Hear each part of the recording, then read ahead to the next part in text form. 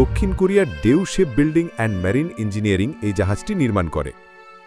এই জাহাজ তৈরি হয়েছে একটাই অভাবনীয় উদ্দেশ্য নিয়ে, একাই বিশাল তেল প্ল্যাটফর্মের ওপরের অংশ তুলে এনে তাকে বার্জে বা ডিম্যান্টলিং ইয়ার্ডে বসিয়ে দেওয়া।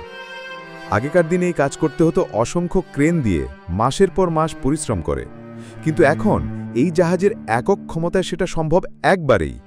এটি একদিকে যেমন ভাসমান ক্রেন শেপ, অন্যদিকের ক্ষমতা আগেকার যে কোনো ভাসমান ক্রেনকে হার মানায়। সর্বোচ্চ ক্ষমতায় এটি ৪৮,০০০ মেট্রিক টন ওজন তুলতে পারে, প্রায় ৫টা আইফেল টাওয়ারের সমান।